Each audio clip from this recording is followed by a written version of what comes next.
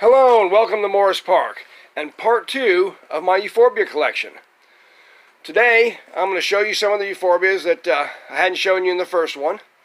And right now I'm going to answer a question that I got from one of my viewers, Anna of Cactus Caffeine, wondering what is the difference between a male euphorbia and a female euphorbia in their flowers. And while some euphorbias can have both sexes in one flower or in one plant, some are very much separate, and I'm going to give you an example of what the separate flowers look like. Now, this here is a Euphorbia polygona I showed you in my last video, and as you see on these flowers, all the little yellow polka dots that are on top of these little magenta colored flowers are actually the pollen stamens with the little anthers on top carrying the pollen. And basically that is a Euphorbia male flower. As you can see, all the little pollen stamens sticking up there. Now in a female plant looks like this. And as you can see, all these little female flowers sticking up, and they have a stigma in the center. Instead of having the anthers of the pollen on, they have a little female stigma there that is three-parted, which kind of corresponds to the 3 seeds they will produce in each flower, in each seed pod. But anyways, that is the difference between female and male euphorbias. And actually, if I were to take my polygona, the pollen from that one, and touch these little stigmas here with it, I would most likely get a hybrid euphorbia between them. And I do intend to do this, as a matter of fact, today. And it would end up like down this Serriiformis that I hybridized with my polygona. The male polygona I just showed you was hybridized with this euphorbia. It was pollinated to this euphorbia. And as you see, the little seed pods have swollen up and still actually have the female stigma sticking out of the top of them. Nice fat little guys. I'm going to have to get some kind of little netting or some kind of covering to cover those here pretty quick, because these seed pods are a little explosive on euphorbias, and they just kind of pop open. They'll throw the seeds everywhere. And that's why I only got really one hybrid of this and my polygona. As on my horrida the last time. And I got the serrita, because all the seeds went everywhere except for one, which fell into the pot down here and came up by itself, and I was able to retrieve it and grow it out by itself. So I'm going to have to try to cover those. Anyhow, I'll start off by showing you this euphorbia here. This is Euphorbia mechalensis. It's from Ethiopia. It's a nice compact little euphorbia. I like it because of its compactness, and it's kind of like a little miniature bonsai looking plant, the way it sits in its little pot there. Beautiful little euphorbia. Now the brown part you're seeing there, that's nothing that's going to harm it. That's just bark from age. This thing's about 12 years old. And with age, they kind of bark up here and there. Doesn't seem to harm it. It's been growing rather nicely. Had no problems with it. And it's quite a nice little euphorbia. I really like it. The next one I'm going to show you, I got also at the Springfield Yard and Garden Show, is a Euphorbia resinifera. Now this is kind of a smaller version than the one I've had for years, and I'll show you that in a second. It's kind of a more petite version, but it's growing real nice here, putting on new growth since I got it. The only problem it had is it had actually 2 rooted cuttings in the pot with it, and one of them didn't take so well, and so I took it back out and noticed it had a little bit of a rot spot on this thing. And so I'm going to have to address that. And what I did is I actually cut it. It's drying right now, and I'm going to start all the little branches and stuff off from the side of it and start some more of these. But anyway, here's the other one I have. This is my Euphorbia resinifera that I've had for many, many years, probably close to 38 years. I got this originally as a cutting where they were clearing a sidewalk. When I lived in Los Angeles, they were clearing the sidewalk because these had grown on into the sidewalk, and it was kind of hard for people to walk by. So they cut them all back, and the cuttings were just laying in the sidewalk waiting for them to throw them away. And so I grabbed one of these cuttings, and this is what I have. Now it would be bigger than this. You're probably saying it's that old, it's not that big. But really what it is this one froze along with some of my others when my greenhouse froze a few years back. And it's actually come back quite nicely. As you can see, very strong growth. The new growth looks very nice. Doing very well, very well. Next one is Euphorbia anoplea. I've had this for several years. As you can see, it's quite a large clump. It has one problem right now, and you can see this dark spot. And I've been watching this for a few days now, and it's been getting bigger and bigger. So what I'm going to do is I'm going to cut this thing off right down below this spot here in the green tissue, and try to get rid of this before it progresses. The thing with euphorbias, infection and rot can progress very fast because their vascular system is so much larger than, say, like cactus are. And so it really travels through their bloodstream, so to speak. So a little later today, I'm going to cut that top off. And what it'll do, it'll just cluster up like the rest of this plant on top. It'll start growing little branches all over it, and it'll replace that top, and we can get rid of that rot. Also, I want to show you something on this where I bumped this euphorbia. You can see a little bit of white sap right there. See that? The white sap of these euphorbias is a bit toxic, and the toxicity ranges from plant to plant, but it's not really something you want to get on any tender parts of your skin. If you mess with these, wash your hands after planting or dealing with them, handling them, because if you rub your eyes or something with this, you're going to be in a world of hurt, and it can actually blind you with certain species because they are just so hot. So it's a good thing just to wash your hands and be rid of that. This one here is Euphorbia tortilis, and as you can see, it's got kind of a twisty nature to it, much like this cactus here, this Sariospiralis, which is not a euphorbia. But it's just so curious the way things form similarly, even though they're not even related. But I've had this growing several years. I've had a couple problems with it. I may be taking some cuttings from this. It's not growing real well.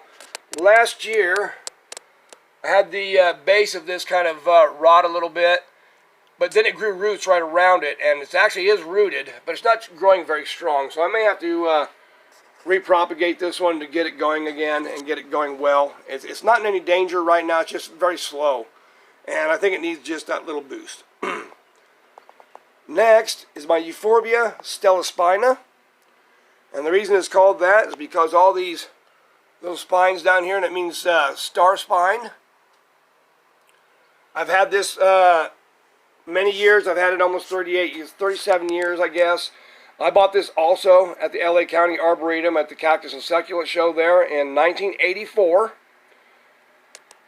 And you can see it's got all these little branches. Now this plant is so old, I think it's starting to wear out a little bit. I've had a few large branches die off of it. But what I'm going to do is I'm going to take some of these little guys that are growing off the side. And if you look, some of them already have roots. They're real convenient. They'll be almost rooted pretty much as you're planting them. So I'll cut a couple of these off, let them dry for about a week. And I'll plant them up and get some new ones going with this because I think I really need it. If you look down here, you'll see this little leafy guy. That is a Euphorbia myli from my big Euphorbia myli I'll show you here in a second. It's a seedling, and that Euphorbia myli of mine seeds everywhere. Very prolific. So here I'll show you the myli. This is Euphorbia myli. As you can see, all nice little flowers all over it. It's getting greened up real nice for the spring. I usually let this thing go completely dry in the winter, and it loses all of its leaves. And pretty much just looks like, well, the crown of thorns, as it's called. This is a pretty common euphorbia. Everybody has one.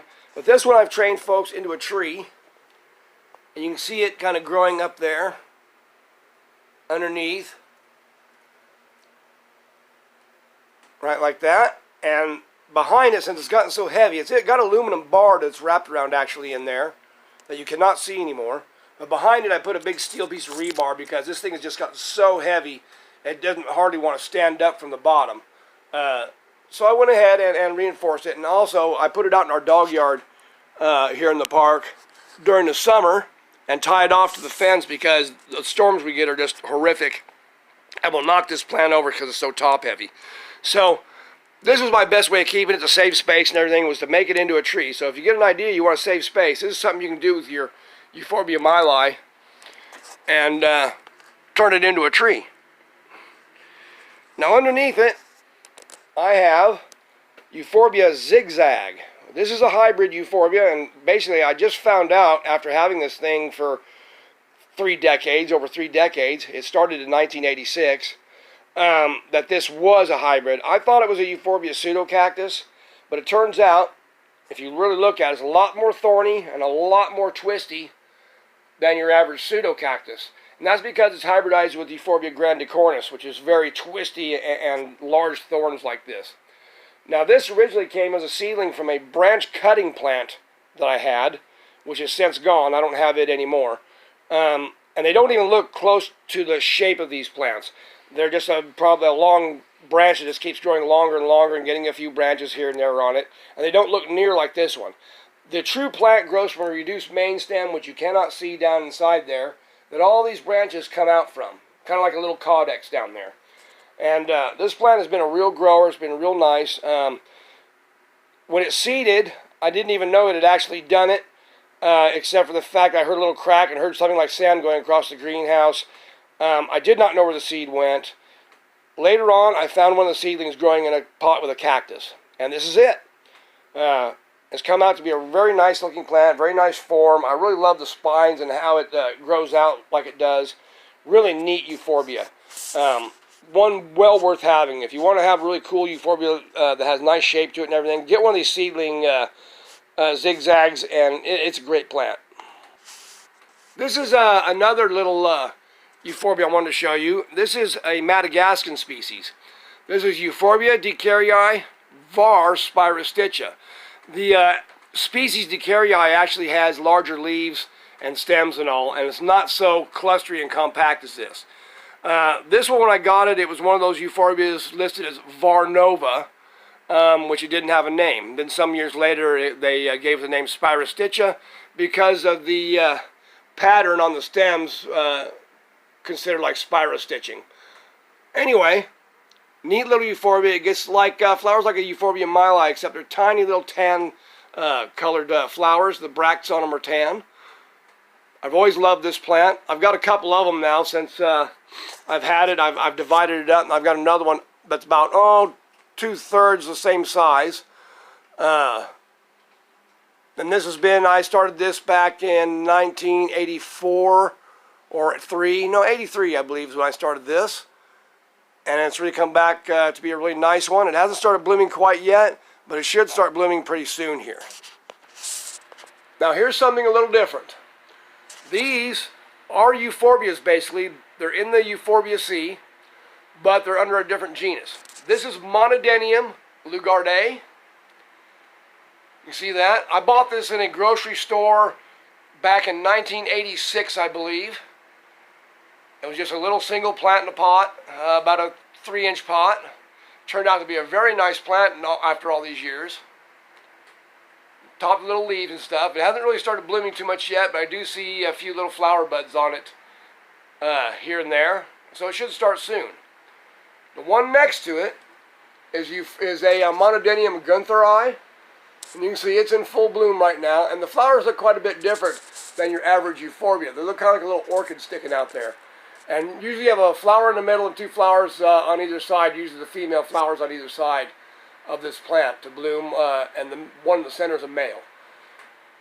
But it's grown quite well. It's grown probably, I don't know. It's probably grown about 10 inches since I've got it last year. It's a real grower. And pretty soon I'm going to put it in a different pot because this pot's kind of leaning. It's getting a little top heavy.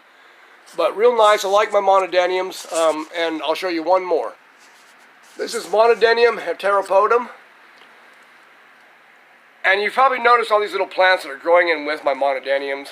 That's a bryrophyllum, or basically a clancoe. It's a vining type, and this thing will go all the way up into the rafters of my greenhouse if I let it. I kind of keep them weeded out a little bit because they kind of take over like the mother of thousands, which it's related. So I kind of keep them back. But this heteropodum, I got it at the Cactus and Succulent Show at the LA County Arboretum back in 1984, right before I moved here. You can see a couple little flowers in there. It's starting to bloom, and it'll be topped by these little heads of leaves like you're seeing here, and the leaves will get quite a bit bigger. They're probably about 1 time bigger than they are now. But this is a nice clump of monadeniums. I really like the monadeniums. I'm actually looking for more. But right now that our plant shopping is kind of curtailed, that'll be on hold. So, I believe that's about it, folks. I believe that's everything with my euphorbias and monadeniums. Oh, wait a minute. I got one more. One more, folks. This here is a Jatropha. This is Jatropha podagrica. I just got this at the Springfield Yard and Garden Show. And as you can see, it's blooming away. Now, the flowers you're seeing here are male flowers on the Jatropha. The flowers, what it is these clusters, and I'll show you down here. If you notice that there's some larger buds in the middle of this cluster that are larger than the surrounding satellite ones. The ones in the center are female flowers. It first blooms as female flowers, and then as they're blooming, then the male flowers start to open up, and the male flowers pass up the female flowers. After the female flowers are long gone, they still go. I imagine so pollinators can come along and spread them to other plants that are blooming likewise. But as you can see, it only gets a few leaves here and there. It's not quite like most of your euphorbias. It looks quite a bit different, but this isn't the Euphorbiaceae. It's just a different genus, the Jatropha genus. And you can see the caudex down here. It's got a really cool little caudex, little spines all over it. Kind of neat. It's all the way up to the top here. They say this is a very easy one to grow. This is my first experience with one, and so far it's doing pretty well. It's put out a few leaves. Most of the ones at the show didn't even have leaves. They just had the flower spikes on them. They say during the winter and stuff they may even flower without the leaves. Really a neat looking plant. Very cool. But anyway, folks, I'm Clyde Morris. I hope you enjoyed the second half of my euphorbia tour. I really enjoyed growing these. If you haven't got a euphorbia, try one. They're very rewarding. They don't get the flowers quite as large as like cactus and such, but their shapes and forms are real neat. And for euphorbias, the cactiform euphorbias, they're awesome. I really like all of them. They are so cool. There's a little Lugarde that I've got started, one little piece. But anyhow, I'm Clyde Morris. I hope you enjoyed the tour. Have a nice day.